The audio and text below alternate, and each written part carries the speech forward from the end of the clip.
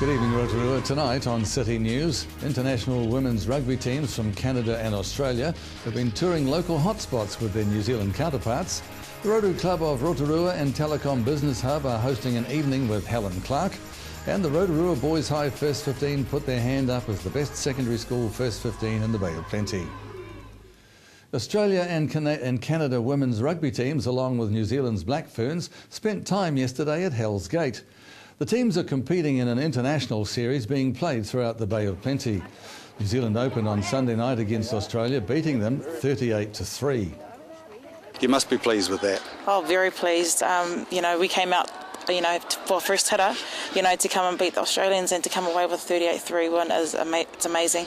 And to start, all our new starters, our rookies, to start them and to see them progress in the game, it was awesome. I guess, and this is a build-up to the World Cup coming up in August in Paris. You'll be looking forward to that, obviously, but a lot of work to do in the meantime. In terms of the blend between youthful newbies, as you called them, and the more experienced players, is you finding a good blend already? Yeah, we've got a good culture in our team, and with the mixture of the new girls and the experienced girls, we're building our culture, and we're wanting to, for the old girls to leave behind the legacy and let the young ones, the youthful ones, as you said, continue that legacy through. And it's amazing to have the series before World Cup.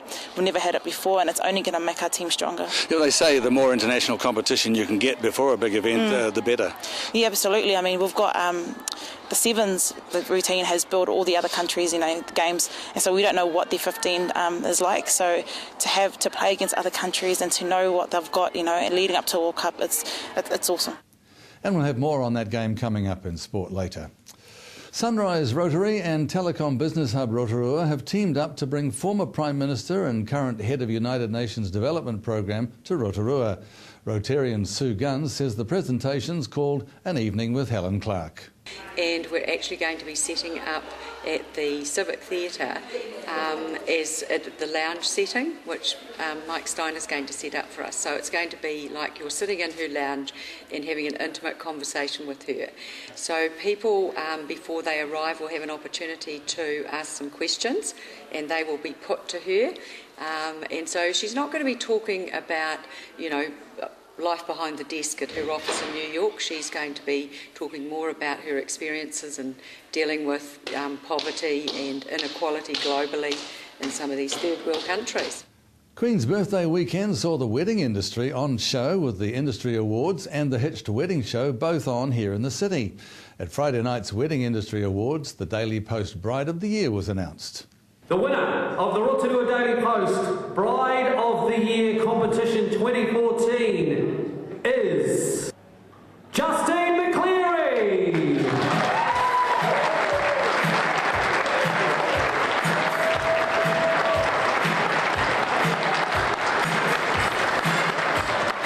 Bride of the Year, Justine McCleary won a top prize package including a romantic getaway to Rarotonga. In sport tonight, as we heard before, New Zealand has opened the Women's Rugby International Series with a win against Australia, 38-3, on Sunday night at the International Stadium. The series is a warm-up to the Women's Rugby World Cup in France in August. Continuing just to put boot to ball here, New Zealand. Oh, good chase, Winiata, as she pulls Haynes down under all kinds of pressure, Haynes. And check that out from Lavia. Flanker. New Zealand have it. They've got numbers out wide here. Just need to get the pass right for Everett. And Everett goes over for the first try of the season. The next games for the Black Ferns are in Whakatane and Tauranga. And the curtain raiser at Sunday's International was the Chiefs Cup final between Rotorua Boys High First 15 and their Tauranga counterparts. The Chiefs Cup competition is played for by the top rugby teams in the Chiefs region. Rotorua Boys High set the crowd alight by winning 43-21.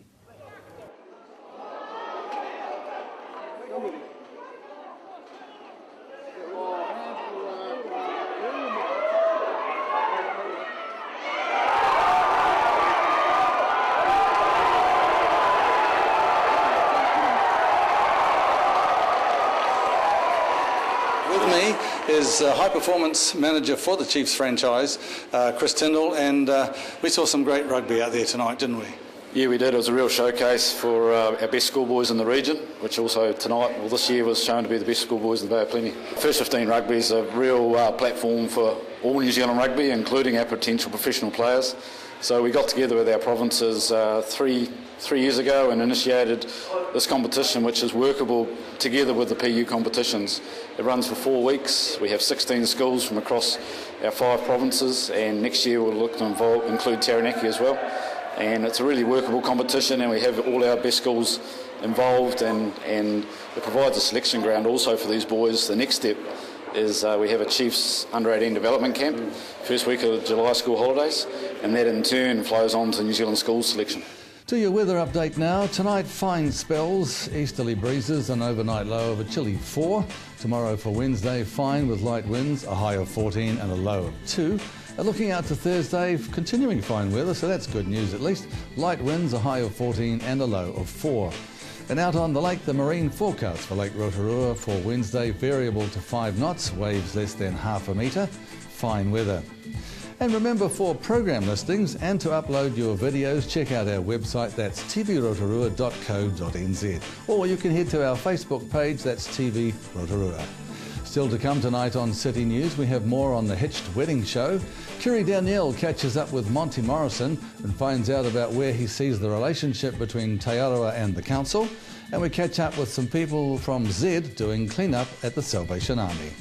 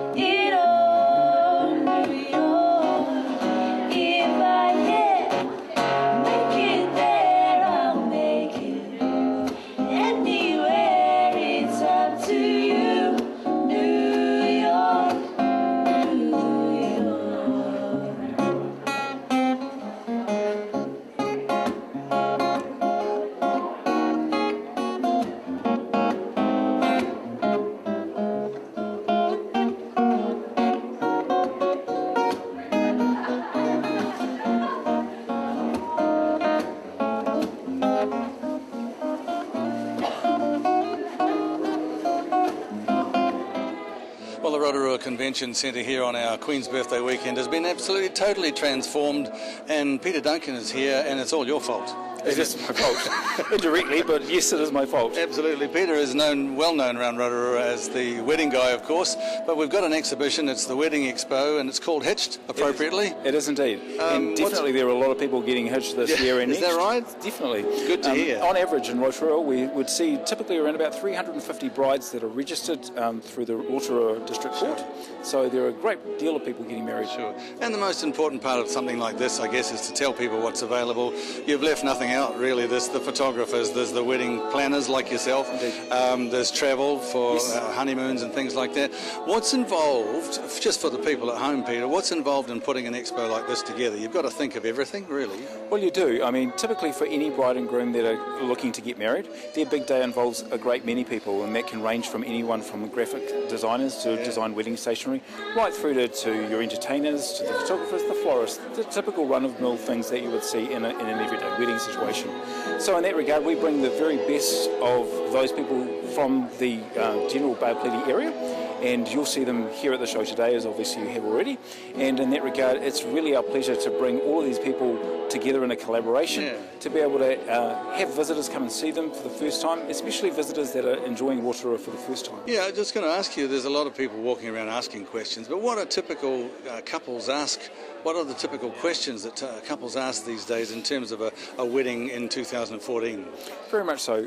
The typical questions that they would be asking are, what are the trends that are happening in New Zealand at the moment? Because for some couples, it's about keeping up with what are the current trends. For others, it's really something that's personal and something that's intimate for them.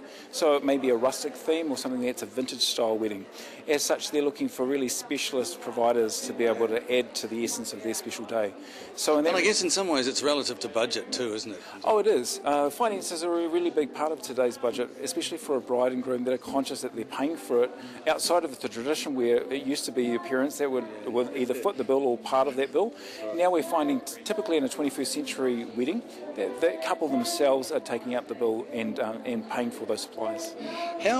This is a toughie, I suppose, in some ways, but how influenced are we here in New Zealand by overseas trends, particularly American? Because we hear lots about wedding planners and big money being spent on weddings, like not only for the celebrities, but all sorts of people. There's no expense spared very often, but are we influenced by overseas?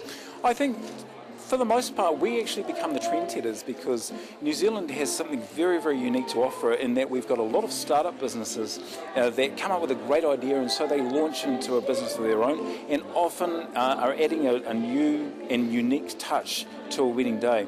So while we do take some notes from America, certainly, and from Europe and other parts of the world, but certainly we also are the ones also giving notes to other areas of the world by way of the things that we're starting. Sure. What sort of feedback have you had from the general public? It's only the one day, of course, but pretty much the whole day. Yes, it is a great show for the most part, as far as, obviously, from my perspective today, I'm actually exhibiting, which is probably the first time in 4 years since the show's inception. You've had time to, yeah. Well, I've had time to. So as far as the feedback that we're receiving thus far, because as you can appreciate, we're competing with some of the largest shows, be it the Auckland Grand Wedding Show and some of the other larger shows in the North Island. But the variety that we're offering by way of some of the exhibitors here today is outstanding, and it's an exceptional opportunity for us to be able to demonstrate that Rotorua can hold its own in the Bay of Plenty. And I guess it's also the onus is on your exhibitors to stay up with the play with whatever trends are happening in the wedding world. Very much so. I mean, it's an advantage to any business to stay on the cusp of what is their specialist craft. And I think you'll discover today that there are some interesting surprises where be it smaller business, medium-sized, larger businesses that are exhibiting with us today have really upped their game and really starting to meet the market at the benchmark that the market is expecting that they should. Well, thank you for your time. We appreciate the work. There's a lot of work gone, and you can tell by just walking around, and we look forward to another Hitched for 2015. And really appreciate your time today too. Thanks, Thank you.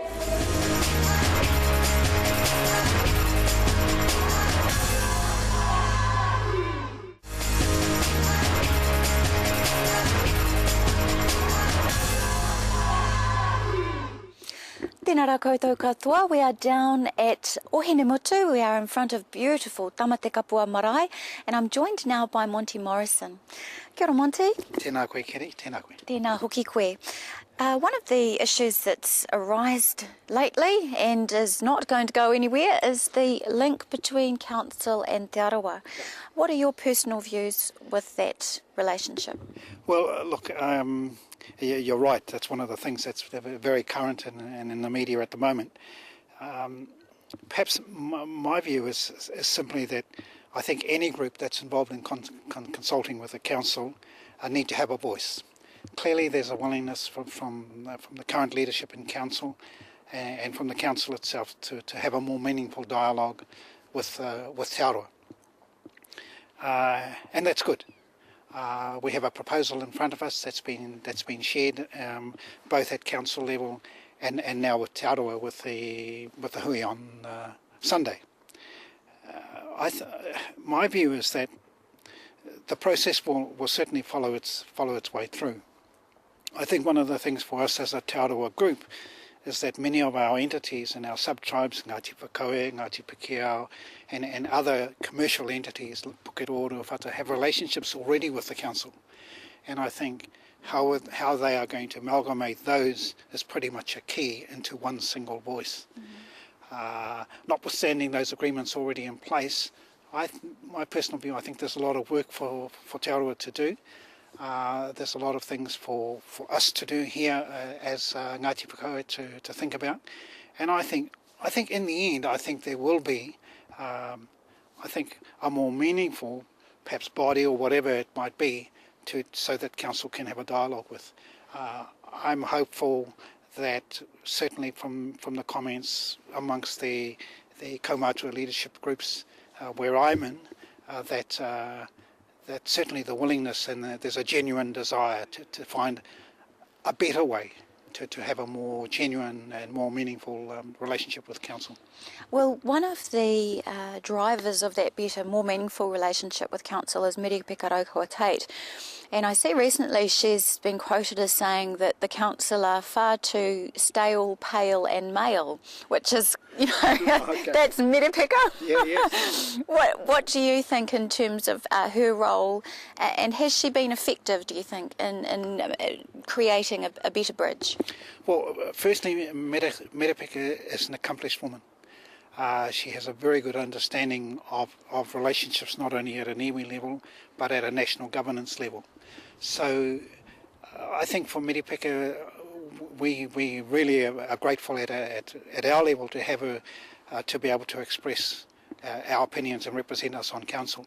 I think Stevie, our mayor, was pretty strategic, and I think she's the chairman of one of their committees, and I think one of them is the strategic partnership one. So that's a very significant role for Merepeka.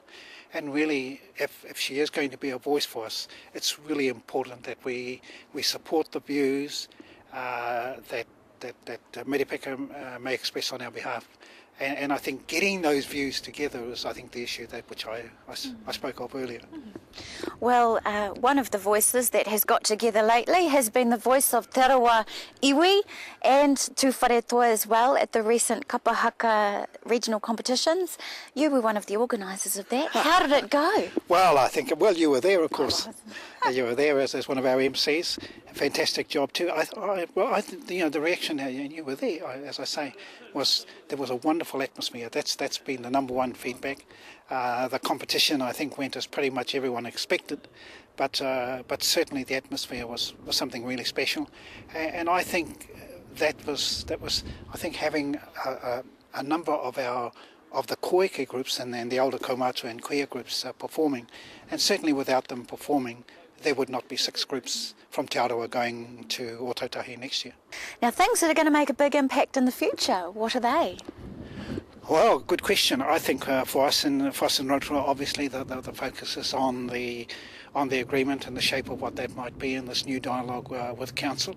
And I think, provided there is a willingness by both parties to have genuine outcomes and genuine goals collectively, so that this Vision 230 that the community is focusing on now are achieved.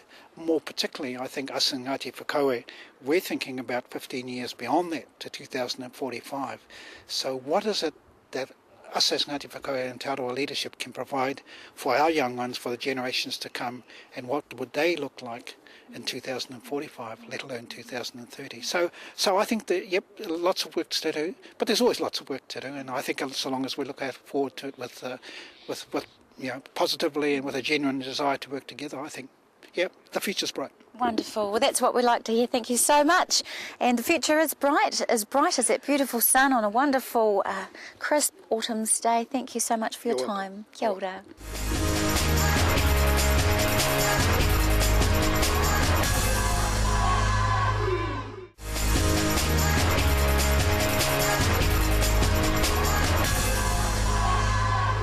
Well, you may have heard of the Good in the Hood program that's run by the Z petrol stations or the Z retailers that are in New Zealand.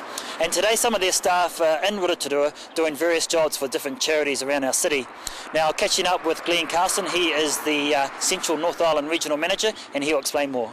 Hi Glenn, thanks for joining us today. Now behind us we've got some very enthusiastic painters. Where are they all from? Yeah, well today we've got about 50 people from around New Zealand. So they're Z Energy retailers from Invercargill to Northland.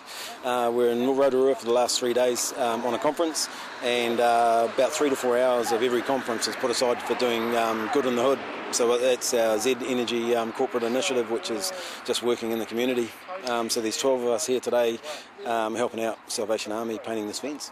Now we see on national news and on TV that Z do a lot of good stuff in the community with those little red tokens or orange tokens. Yep. Is this something associated with that, or is this a separate thing? No, this is an extension. It is associated with that. So Good in the Hood is an overriding corporate initiative, and that's run through the month month of March, and we have $4,000 per station to give away into local communities, and that's 4 charities, and the customers decide.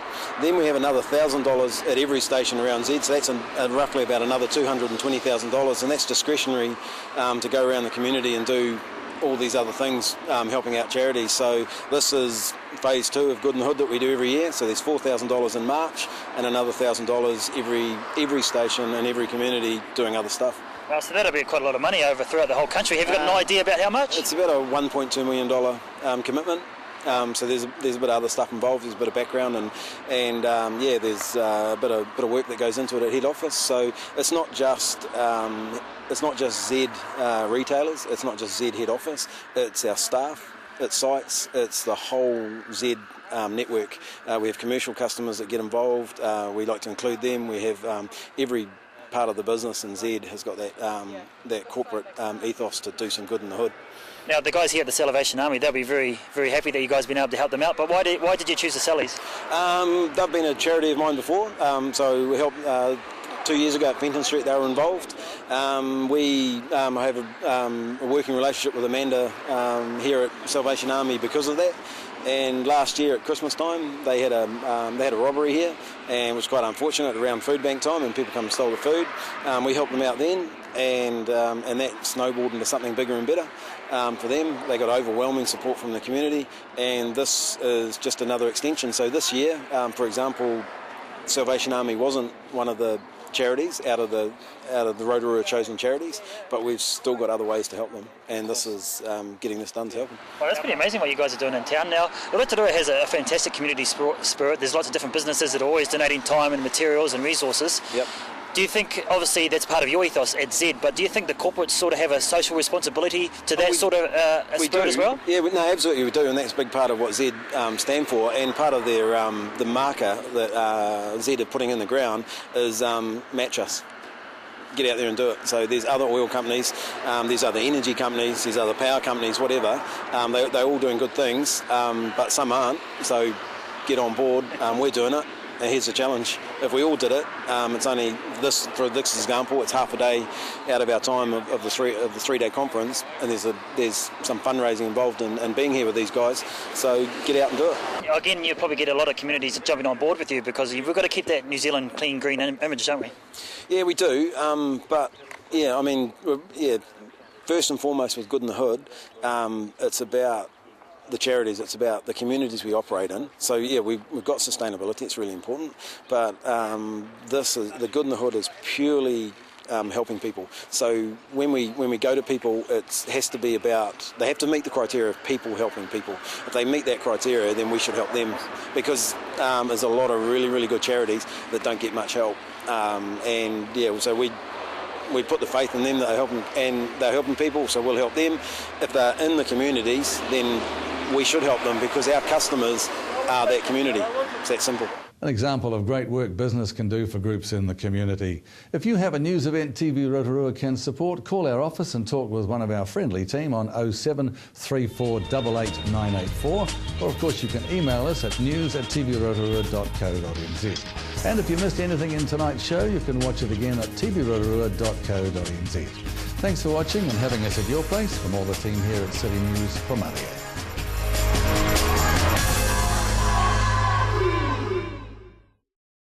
Supporting local content so you can see more of New Zealand on air.